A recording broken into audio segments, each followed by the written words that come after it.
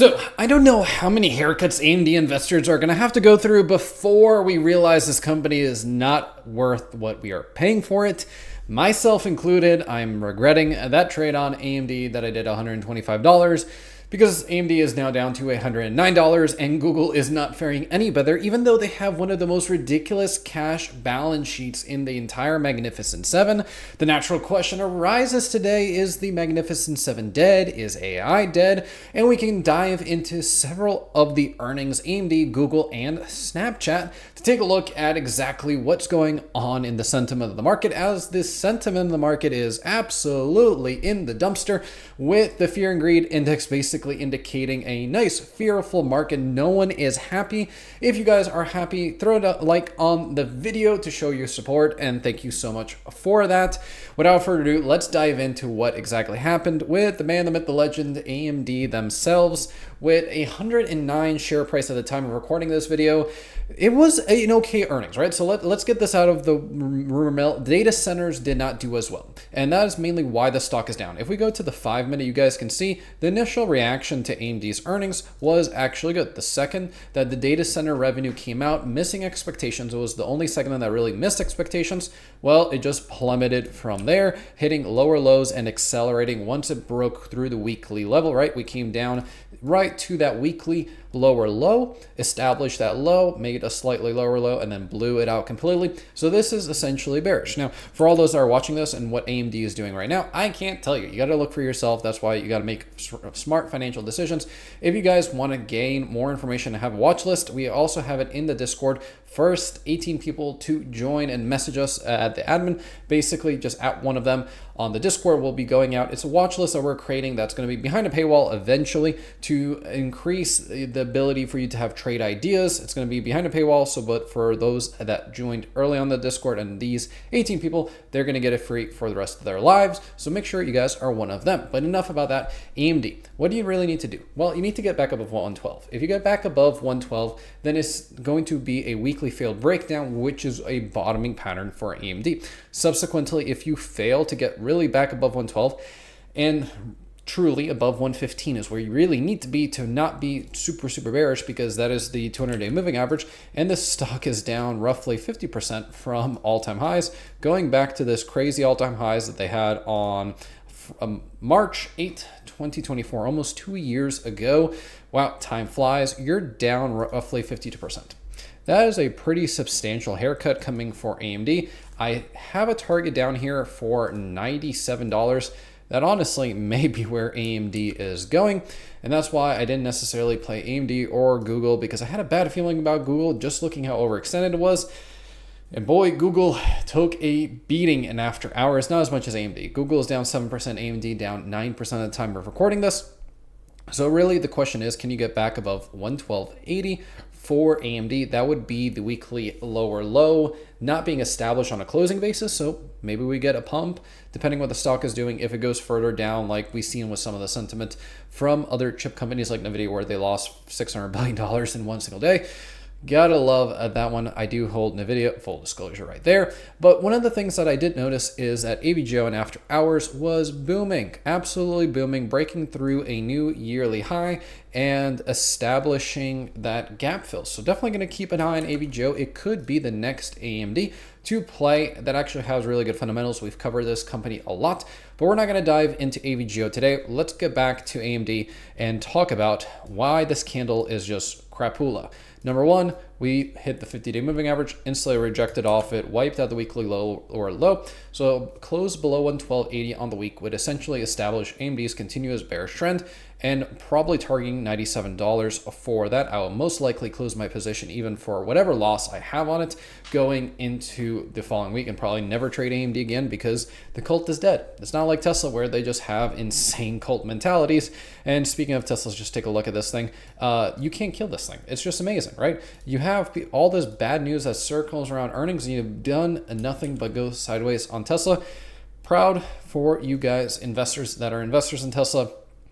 You got bigger hands and stronger hands than I do, but I do also want to bring your guys' attention to something very interesting with the Russell. The Russell actually had a failed weekly breakdown that was significantly bullish. The Russell was up more than NASDAQ and S&P today, so therefore the question naturally begs, is this just a rotation in markets and we're seeing that bullish push into after hours, Russell being one of those that was up. NASDAQ was down obviously because of Google and AMD, but the bigger weightings is going to be Amazon.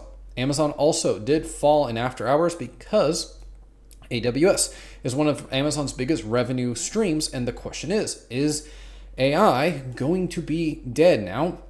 Or is this just an isolated incident to Google and AMD?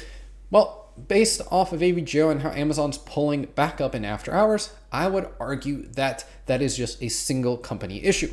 We can also dive in quickly to AMD's earnings just to see a little bit what was going on.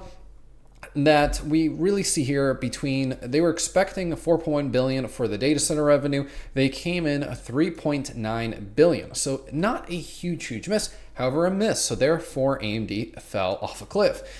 Logical sense, right? But you can see revenue ranging from 6.8 to 7.4 with a midpoint of 7.1, more than the estimate of 7.04. So they're guiding higher and they're actually beating revenue and EPS on both. However, with data center, that was the main thing. Data center is their biggest, slowest growing sector.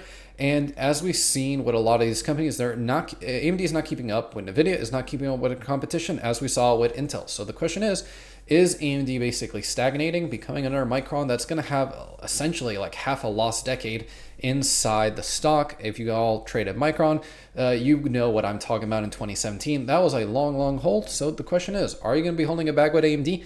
For me, as long as it establishes lower lows every single week, it's a bad hold. And maybe it's something we need to just think about cutting. I personally am thinking about cutting it from the portfolio and not investing in it. And I don't recommend people necessarily invest in it because it's just making lower lows. Now, that's your money. You do what you want to do with it. However, I'm just saying you're making lower lows. You're digging yourself a deeper grave, and the grave is just buying the dip is just getting dipper. There's a prime example of it. However, we could see some bullishness once NVIDIA and AVGO come out and get the sympathy play with AMD. I would look at as a dead cat bounce, but that's just my opinion.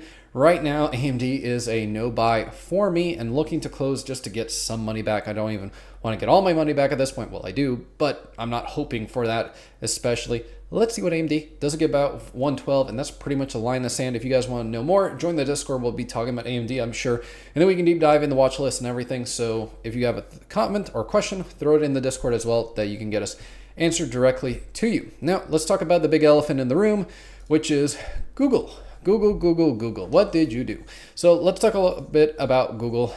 And Google is an interesting play. Why do I say that? Well, why did I have a bad feeling about Google? Well, if you look at how the chart was on the daily, this is very like jagged approach right here. And I was like, it's really far away from the 50-day moving average.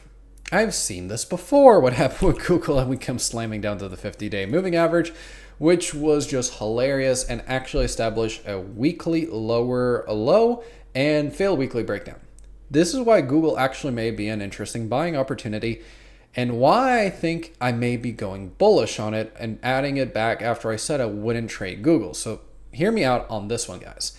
Let's take a look at what exactly happened. So it fell in an immediate reaction at fourth quarter earnings where the company narrowly topped profit expectation on revenues that came in line with expectations. That's pretty lackluster. Yeah, see a few lackluster unit performance outside core beats in search and YouTube sales. So basically it wasn't an exciting earnings, but this company is just stockpiling cash. It is insane.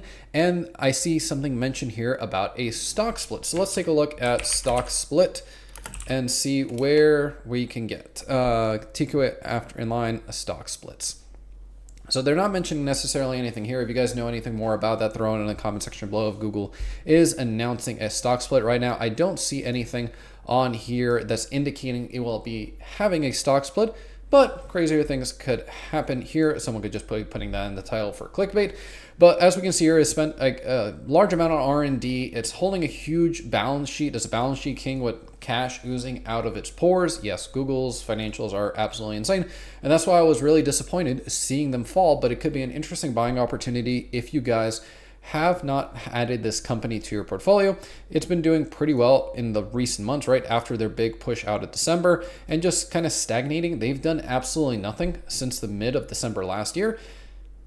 So it's not that terrible, right? If it breaks the 50-day moving average, this is where I'd be concerned, right? Below 189.91 close. Right now you have a failed weekly breakdown. Let's see where the stock opens. Is it going to be the story of AMD and Google basically gapping down, pumping up tomorrow? That would be an excellent buying opportunity for those out there. However, my warning is, and Bitcoin being kind of the indicator, risk on mentality is looking like it's weaker. We see this with the fear and greed index. We are seeing this also with companies like Google and AMD that people aren't willing to put that risk on. However, if we look at Snap, which recently reported earnings, is up in after hours a pretty large amount, went all the way to 13.5, is now up 5% in after hours. That is indicating that people are more interested in small caps. And again, I've been talking about the Russell being an interesting investment. It did push the best this last couple days and is having an interesting buying opportunity at 236, right? It's basing around that 222, 226 number. And Snapchat is in the Russell, smaller caps are in the Russell, and this definitely looks to me like you got a bigger cup and handle possibly forming here that we are exploding outwards. Definitely could get some sideways consolidation on Snap, get above that 200-day moving average, and maybe an interesting buying point around $12.32 versus companies like Google and AMD that are not necessarily performing the best. If we look at Snap, it had a significant fall from grace long time ago, right? Going back to a COVID bubble company valued at $80 and now is $11, right? You got to love that haircut. But the question is this going to be Snap's recovery getting back above this 200-day moving average and maybe making progress because it was a surprise earnings? So again, that's how it all starts. So make sure you guys check out Snap, make sure to do some due diligence on it. But if that $12.32 holds on it, I'd definitely be looking to maybe add it to the portfolio at a very small position just to get some diversification in companies that are out there. And if you like the company and use it, right, maybe get some money out of it. It does not have a dividend, so it wouldn't be necessarily a dividend play. It'd be an earnings play or growth play. However, seeing how AMD and Google are doing, it's not necessarily the craziest thing. So with that, guys, thank you all so much for watching. We have the latest weekend deep dive linked over here so you can know what to look for in the markets, the key levels in the markets that we go into over. So make sure you guys check that one out. Make sure you join the Discord so you guys can interact with us directly, and the fastest way to get a hold of us about a trade idea or just getting us our opinion on the trade. Again, thank you all so much for watching, and I hope to see you in the next one.